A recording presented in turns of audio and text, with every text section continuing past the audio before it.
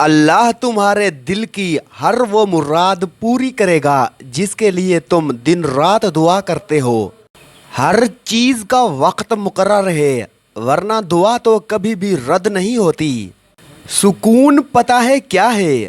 اکیلے بیٹھ کر اللہ سے باتیں کرنا۔ عشق تو وہ تھا کہ عاشق نے اذان نہ دی تو خالق نے صبح نہ کی۔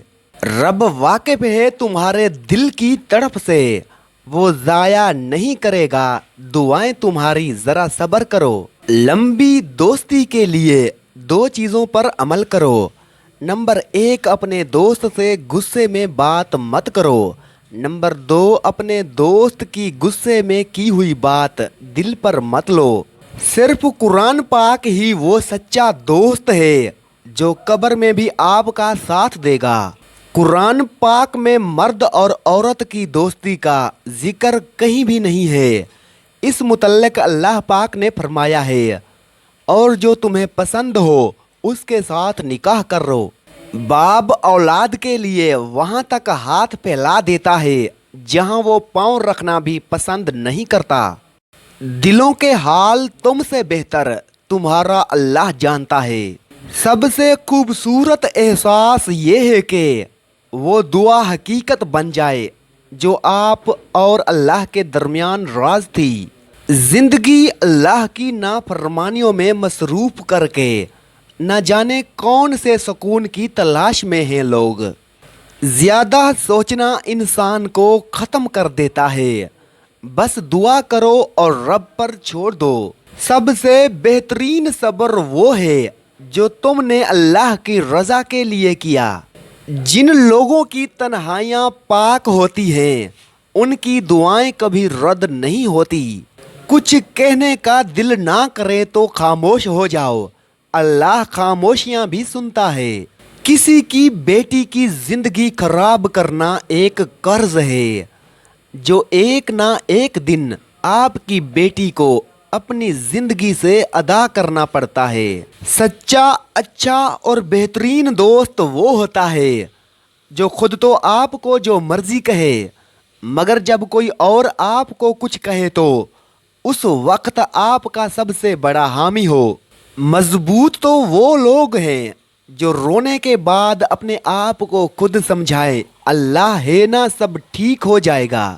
سجدے اور ماں کی گود میں ایک جیسا سکون ملتا ہے۔ کچھ تو ہے ان ماؤں میں جو ہم بچوں کو سکون دیتی ہیں، کیونکہ سجدے جیسا سکون سجدے کے بعد صرف اور صرف ماں کی آغوش میں رہ کر محسوس کیا جا سکتا ہے۔ اللہ پاک اس سکون کو ہم سب بچوں پہ ہمیشہ سلامت رکھے۔ اندرونی غم باہر کی جوانی کھا جاتے ہیں اور لوگ بس پوچھنے آتے ہیں کہ چہرے کا وہ رونق کہاں چلا گیا، لیکن چہرہ پڑھنے نہیں کہ اندرونی غم انسان کو کھا رہے ہیں جو اس انسان کے اندر دبے پڑے ہیں، جس کا کسی سے ذکر بھی نہیں کر پاتا۔ کڑوے الفاظ جب بولتے ہیں تو وہ گولی کی طرح سینے میں لگتے ہیں، دل چیر کے اس کے 100 ٹکڑے کر دیتے ہیں، اور آگے والا انسان سکون سے سو جاتا ہے کسی کو دکھ دے کے، اور وہ ٹوٹا ہوا انسان بنا کچھ جواب دیے خاموش ہو جاتا ہے۔ اور اگر وہ تہجد میں رو دے اللہ کے سامنے اپنے آنسو گرائے تو اس انسان کو ڈرنا چاہیے، کیونکہ ایک بار آہ لگ جائے پھر انسان کبھی نہیں سدھرتا۔ پتہ ہے انسان کو سب سے زیادہ تکلیف کب ملتی ہے؟ جب وہ غلط انسان سے اپنی زندگی کی ساری امیدیں جوڑ لیتا ہے۔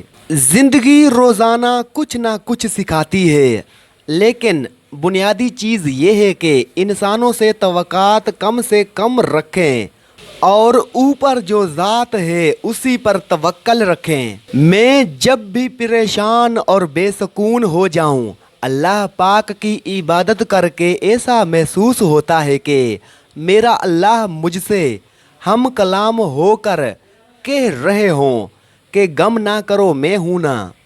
किसी बाबा की शहजादी को इतना ना रुलाओ कि वो नमाज पढ़ते पढ़ते अल्लाह के सामने तुम्हें याद करके रोती रहे।